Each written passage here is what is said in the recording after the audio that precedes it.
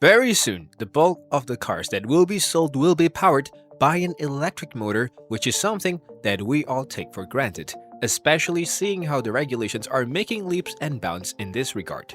Now, the United Kingdom plans to ban diesel and gasoline cars by 2030, or that Euro 7 will be so strict that cars will have to homologate emissions of almost half and even towing a trailer. This is the advent of hydrogen cars, and we tell you all you need to know in this video. But first, please like and subscribe to this channel and then sit back and relax. What is hydrogen and how does a hydrogen car work? Hydrogen is the most basic element that we can find in the nature, an atom composed in its elemental by a single proton in the nucleus and an electron revolving around it. Although two more isotopes are less abundant, deuterium with a neutron and tritium with 3.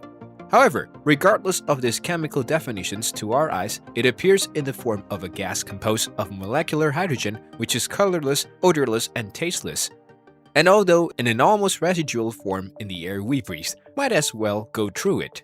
However, hydrogen is the most abundant element in the universe, but unfortunately for our industry, it is not present in the form of a gas, but rather combined with other elements such as oxygen in water, with carbon in practically all organic matter, and also in acids and fuels, among other substances.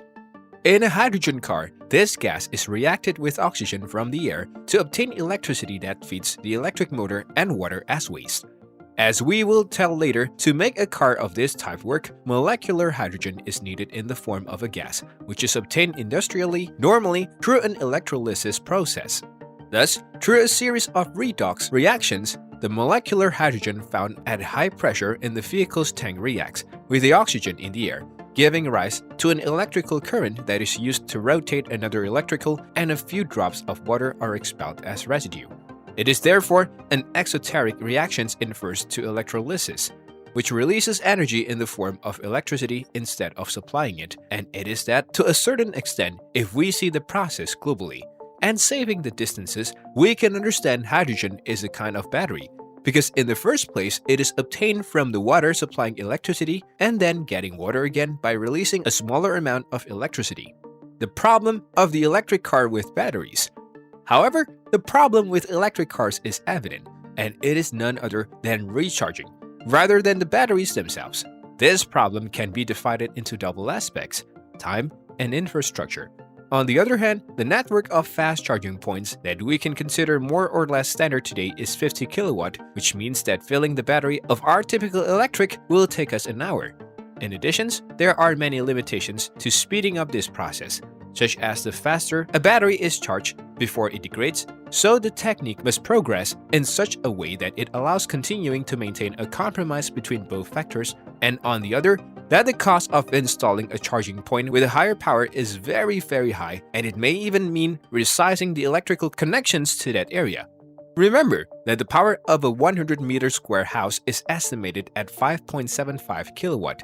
Likewise, we must not forget all the problems associated with these charging points, such as there are not enough of them, not all of them working, using them is not easy as it seems, problems in the applications, and is registered with several companies. Why are hydrogen cell cars interesting? It is right there when hydrogen cars seems to have the solutions, and it may be so. That seems to be what Toyota is thinking with the Mirai, as it thought nearly 25 years ago with hybrids and its Prius. And now it's been proven right. These types of vehicles have an electric motor to move them, but instead of storing electrical energy in a battery, they get it on the fly using a hydrogen cell. The procedure is simple. This car refuels with hydrogen instead of gasoline or diesel, which through a series of oxidations, reduction chemical reactions, reacts with oxygen in the air and is transformed into water, which is expelled as waste and in electricity.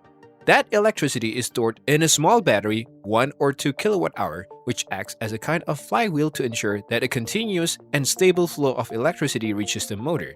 A car with a hydrogen cell is driven by an electric motor that obtains electricity from a chemical process in which hydrogen and oxygen reacts, giving rise to water and electricity.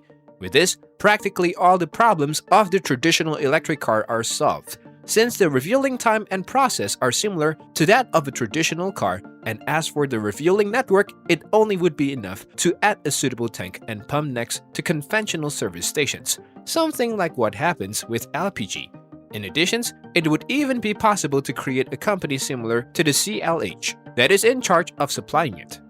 Therefore, at the moment that governments begin to invest, directly or through incentives, in this infrastructure, the brand would move quickly to the development and improvement of hydrogen cell vehicles.